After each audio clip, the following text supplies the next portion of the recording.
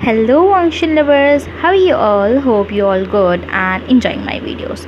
तो जैसा कि मैंने कहा था कि मैं एक और फैनफिक लाऊंगी जो कि मैं रेगुलर बेसिस पे अपलोड कर पाऊँ, तो मैं ले आई हूँ। इस फैनफिक का नाम है from the ashes of the part we will rise. ये मैं वॉटपैड से सुनाने जा रही हूँ। इसके ऑथर से मैंने परमिशन ले ली है, उन्होंने इसको शेयर करने की परमिशन मुझे दे दी है। और अगर आप इस स्टोरी को पढ़ना चाहते हो तो मेरे डिस्क्रिप्शन बॉक्स में आपको इसका लिंक मिल जाएगा, आप जाके उनकी आईडी पे ये स्टोरी पढ़ सकते हो। और ये एक ओमेगा वर्स फैनफिक होने वाली है।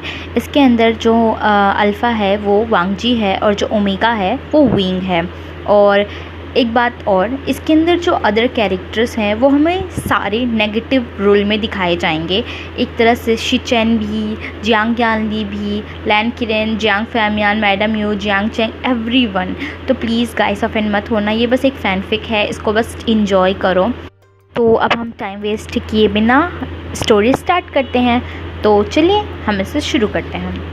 लान वांगजी गुसू क्लैन का सेकेंड अल्फ़ा प्रिंस था और उसकी मैरिज एक ओमेगा से होती है जो कि यूनमिंग जियांग सेक्ट का हेड डिसिपल है, वी वुशियान।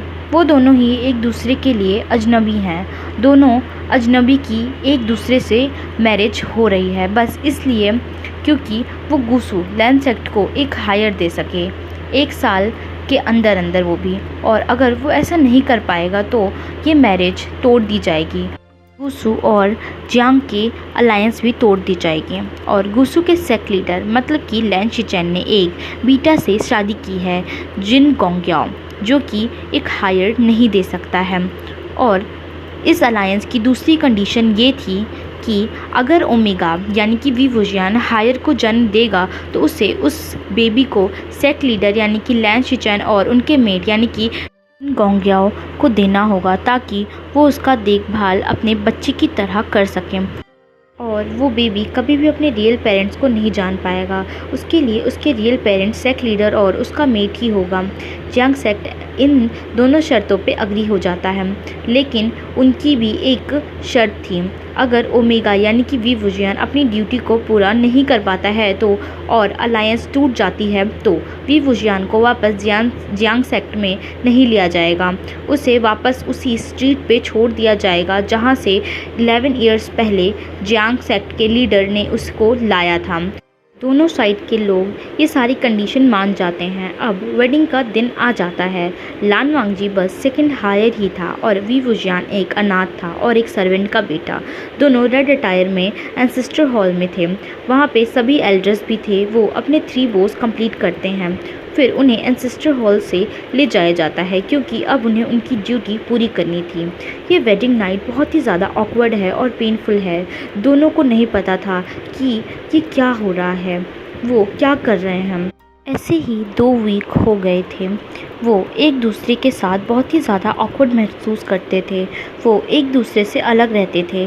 वो एक बेड शेयर नहीं करते थे और उस जगह पे नहीं रहते थे जहाँ पे वो एक दूसरे के साथ रह पाएँ।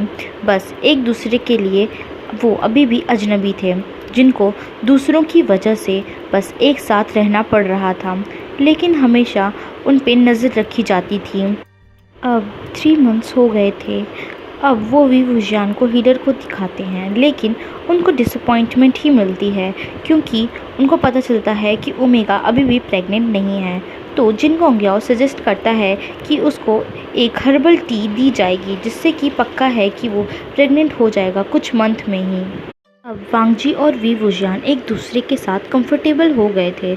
उन्होंने एक दूसरे से बातें करना शुरू कर दिया था, थोड़ी बहुत एक दूसरे को टच करना भी। जब भी वांगजी नाइट हंट पे नहीं जाता था वो साथ में ही टाइम स्पेंड करते थे एक दूसरे को और भी अच्छे से जानने के लिए। उनके बीच में धीरे धीरे अब लव आ रहा था और ट्रस्ट बढ़ रहा था एक दूसरे के लिए, लेकिन बाकी सब उनको फोर्स कर रहे थे, प्रेशर दे रहे थे। वो स्पेशल टी पीने के बाद भी वी वुशियान प्रेग्नेंट नहीं हो पा रहा था। जिन गोंग्याओ, शिचेन अंकल और अदर एल्डर्स हमेशा वी वुशियान पर प्रेशर देते रहते थे और और जिन गोंगयाओ हमेशा सबको विंग से दूर रखने की कोशिश करता था ताकि विंग को कोई भी पसंद ना करे, कोई भी उसका फ्रेंड ना बने। वो हमेशा सबसे कहता था कि विंग प्रेग्नेंट नहीं हो सकता है, वो एक यूजलेस ओमेगा है। वो हमेशा विंग को बुली करने का ट्राई करता था जब वांगजी नहीं रहता तो। और वो जानता है कि वी वुजियान अपने अल्फ़ा को कुछ भी नहीं बताएगा, लेकिन गोंगयाओ बाकी सबके सामने उससे अच्छे से बातें करता, बिहेव करता था। लेकिन कहीं ना कहीं वांगजी ये सब जानता था कि वहाँ पे विंग को कैसे ट्रीट किया जाता है। वांगजी ही था जो विंग को बहुत अच्छे से ट्रीट करता था। वो विश करता था काश वो अपने ओमेगा को इन सब से दूर ले जा सके। वांगजी ने बहुत बार अपने अंकल और भाई से बात की है कि विंग को सब अच्छे से ट्रीट नहीं कर रहे हैं, लेकिन वो दोनों इस बात पे कुछ ज़्यादा ध्यान नहीं देते हैं। वो पूछता है कि अगर सब जिन गोंगयाओ को अच्छे से ट्रीट करते हैं तो वो उसी कर्टसी के साथ उसके मेट को ट्रीट क्यों नहीं करते हैं। क्या मेरा मेट वो कर्टसी डिज़र्व नहीं करता है? क्या वो यहाँ सिर्फ हायर देने के लिए है और कुछ नहीं? वांगजी इन सब चीज़ों से बहुत ही ज़्यादा हर्ट और एंग्री था अपनी ही फैमिली से। वांगजी सच में रोना चाहता था जब वो अपने ओमेगा को देखता है कि वो कितना ज़्यादा चेंज हो गया है जब से उनकी मैरिज हुई है। वो वीक हो गया है, उसकी आँखों में जो चमक थी वो अब नहीं है और वो एक फोर्स स्माइल करता है। उसकी स्माइल अब नेचुरल नहीं है। की फैमिली और सेक्ट ने उसके ओमेगा पर बहुत प्रेशर दिया है, जिसकी वजह से उसकी ये हालत है। तो वो उसे मार्केट ले जाने को सोचता है। ये सल्यूशन तो नहीं है, लेकिन बस एक दिन उसका ओमेगा हैप्पी और फ्री फील करे, वो ये चाहता है। वो अब मार्केट में थे, वॉक कर रहे थे। विंग लैनज़ैन की तरफ एक क्वेश्चनिंग आइज से देखता है। वांगजी नोट करता है। उसके बाद विंग एक स्टॉल से दूसरे स्टॉल पर जाने लगता है। वांगजी बस चुपचाप विंग के पीछे चल रहा था और ये देख रहा था कि वो सब बाय करे जो भी चीज़ उसके ओमेगा को पसंद आती है और जो भी वो टच करे या जिस चीज़ को भी वो देखे। जब विंग कोई स्नैक देखता था या कुछ और, वांगजी वो सब विंग के लिए ख़रीद देता था, जिससे विंग एक शाई स्माइल करता है। वो एक फ्रूट स्टॉल पे रुकते हैं जिस पे एक ओल्ड वुमेन बैठी थी। विंग लॉकयाट्स का प्राइस पूछता है। तभी अचानक से वो लेडी कहती है, कॉन्ग्रेचुलेशन यंग मास्टर्स, आप कब से साथ में हैं? वो उनको देखती है, उनके फेस पर बस सैडनेस थी। विंग कहता है कि आपको कोई गलतफहमी हुई है, मैं प्रेग्नेंट नहीं हूँ। वो एक सैड वॉइस के साथ कहता है। वांगजी विंग को अपने क्लोज खींचता है और विंग के बैक को बहुत ही प्यार से रब करता है। वो वुमेन कहती है, ओह अच्छा। फिर वो लेडी अपना हाथ आगे करती है। वो दोनों उनकी तरफ कंफ्यूज होके देखते हैं। वो वुमेन कहती है कि प्लीज़ आप मुझ पे भरोसा करिए, क्या आप मुझे अपना हैंड होल्ड करने दे सकते हैं थोड़ी देर के लिए? आप चिंता मत करिए, मैं कुछ नहीं करूँगी। वो ये सब एक सॉफ्ट वॉइस में कहती है। विंग अपने अल्फ़ा की तरफ देखता है। लैनज़ैन नोट करता है। पता नहीं क्यों, लेकिन लैनज़ैन का दिल कह रहा था कि उन्हें इन पे ट्रस्ट करना चाहिए। विंग अपना हाथ आगे करता है। वो जेंटली उसका हैंड होल्ड करती हैं। वो स्माइल करती हैं और अपनी आइज़ को क्लोज करती हैं। विंग को वार्मनेस फील हो रहा था, उसे रिलैक्स फील हो रहा था और लैनज़ैन को भी सेम फील हो रहा था क्योंकि वो मीटेड थे। 2 मिनट बाद वो लेडी आइज़ ओपन करती है और विंग का हाथ छोड़ती है। वो वुमेन कहती है कि क्या मैं आप दोनों से कुछ कह सकती हूँ? विंग और लैनज़ैन अपने हेड नोट करते हैं। वो लेडी कहती है, मास्टर अब आपको एक बेबी होगा। वो उन दोनों की फेस को देखती है जो कि शॉक थे और उनके ऊपर सैडनेस भी था, उनके फेस पे एक पेन भी था। वो पहले सरप्राइज थी कि ये पेन क्यों, फिर वो समझ जाती हैं कि क्यों ऐसा है। वो कहती हैं कि अगर तुम अपने चाइल्ड को किसी को नहीं देना चाहते और अपने पास रखना चाहते हो तो मैं तुम्हारी हेल्प करूँगी। मैं तुम्हें इस जगह से दूर भेज दूंगी और इस वर्ल्ड से भी, जहाँ पे तुम शांति से रह पाओगे और अपने चाइल्ड को बड़ा कर पाओगे और तुम्हें वो तुम्हारे ब्रदर को और उसके मेट को नहीं देना होगा। वांग जी कहता है कि मैं तुम्हें ऐसे नहीं रहने दूंगा विंग, और मैं ये नहीं देखने दूंगा तुम्हें कि कैसे वो हमारे बेबी को हमसे ले लेंगे, जो कि हमने ड्यूटी की वजह से नहीं, हमारे लव की वजह से पाया है। मुझे पता है कि तुम भी ये नहीं होने देना चाहते हो, तुम भी उसे अपने पास रखना चाहते हो। अगर एक यही रास्ता है अपने मेट को उनसे दूर रखने का, इस जगह से दूर रखने का, तो वो यही करेगा। विंग कहता है कि लेकिन नंजा, वो अलायंस। लैन विंग के लिप्स पे फिंगर रखता है। विंग कंफ्यूज होकर लैन को देखता है। लैन फिर उस लेडी की तरफ देखता है। वो लेडी कहती है कि वो सब तुम दोनों को मार भी सकते हैं वो पाने के लिए जो उनको चाहिए। वो तुम्हारी लॉयल्टी डिज़र्व नहीं करते हैं, ना लैन और ना ही जियांग। और आप जानते हैं कि मैं जो बोल रही हूँ वो सही है। ईस्ट की तरफ कुछ मिलीज दूर एक जगह है जिसे द सेफ हेवन कहते हैं। मेरे स्टॉल के पीछे एक बोट है, तुम अभी भी जा सकते हो। लैन विंग का हाथ होल्ड करता है। वो देखता है कि कुछ लैंड डिसिपल वहीं पर आ रहे हैं। वो उस बोट पर बैठ जाते हैं और उस ओल्ड लेडी को बो करते हैं। वो बोट मूव करने स्टार्ट कर देती है। वो वुमेन फिर से स्टॉल पर आ जाती है। वो डिसिपल उससे पूछते हैं कि क्या आपने मास्टर लैन को देखा है। वो लेडी नो कहती है। वो वहाँ से चले जाते हैं। उनके जाने के बाद वो लेडी माउंटेन्स की तरफ जाती है और वो डिसअपेयर हो जाती है। विंग और लैन सो रहे थे। उनके ऊपर स्लीपिंग स्पेल लगाई गई थी। उनके ऊपर एक ब्लैंकेट भी था। उनको नहीं पता था कि वो कब जागे। अब वो अपने डेस्टिनेशन पर आ गए थे, वो जगह जहाँ पे उन्हें पता चलेगा कि एक रियल फैमिली क्या होती है और क्या होता है किसी को बिना किसी एक्सपेक्टेशन के लव करना। यहाँ पे वो फाइनली एक दूसरे को लव कर सकते हैं। अब इधर लैन सेक्ट में लैन शिचेन दो डिसिपल की तरफ डिसबिलीफ में देखते हैं और वो बहुत ही ज़्यादा गुस्से में दिख रहे थे। जिन गोंगयाओ भी गुस्से में था। तुम्हारा क्या मतलब है कि तुम उन्हें ढूंढ नहीं पा रहे हो? ऐसा तो नहीं है कि वो हवा में गायब हो गए हैं। वो डिसिपल कहते हैं कि सेक्ट लीडर, हमने हर जगह देखा है और हमने सब लोगों से भी पूछा मार्केट में, लेकिन किसी को भी नहीं पता कि वो कहाँ चले गए। किचन कहते हैं कि जाओ और उन्हें दोबारा ढूंढो। मुझे फ़र्क नहीं पड़ता कि तुम्हें कितना टाइम लगे उन्हें ढूंढने में, मैं उन्हें यहाँ पे वापस चाहता हूँ। तुम्हें समझ में आया? अब जाओ यहाँ से। वो डिसिपल वहाँ से उठते हैं और बाहर आ जाते हैं। लैन किरण लैन शिचेन के पास आते हैं। जिन गोंगया उन्हें टी सर्व करता है। लैन किरण उसे थैंक्स कहते हैं। वो कहते हैं कि शिचेन, तुम्हें उन पर नज़र नहीं रखना चाहिए था।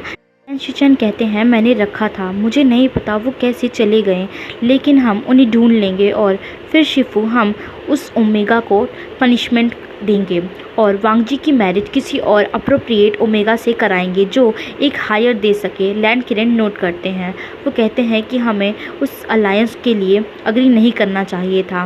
मुझे पहले ही पता था और ऐसा लगता था कि वो ओमेगा सही नहीं है।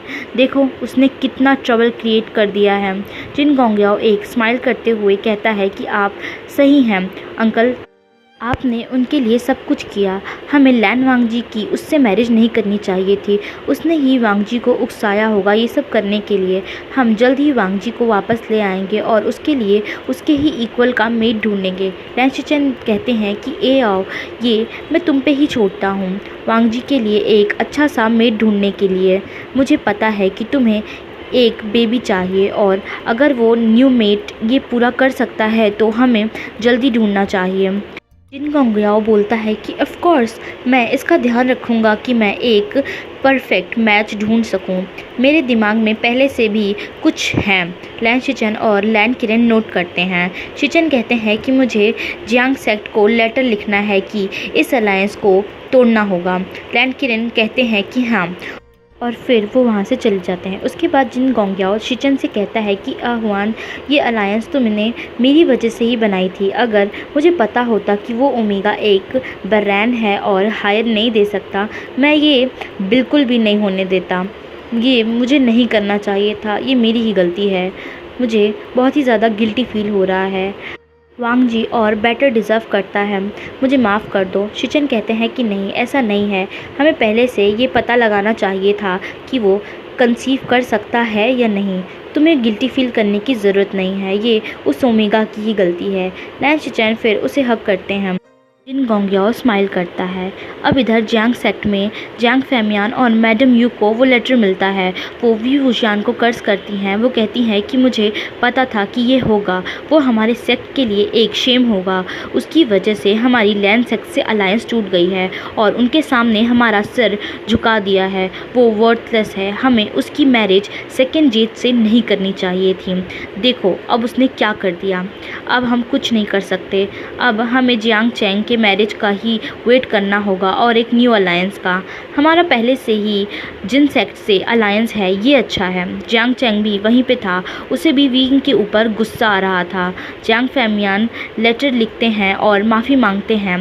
भले ही अब उनकी अलायंस टूट गई है लेकिन इसके बाद भी उनके सेक्ट के बीच में रिश्ते अच्छे ही रहेंगे, ख़राब नहीं होंगे। ये सब चीज़ें जियांग यानली को भी पता चलता है। वो कहती है कि आशियान, अब तुमने क्या किया, तुमने वो क्यों नहीं किया जो तुमसे एक्सपेक्ट किया गया था। मुझे पता है तुम उन्हें हायर दे सकते थे।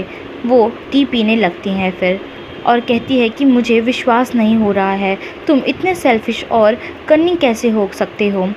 तुम्हारे पास एक प्योर हार्ट था और तुम वो करते थे जो दूसरों के लिए अच्छा होता था, लेकिन मुझे लगता है कि पर्सन चेंज होता है।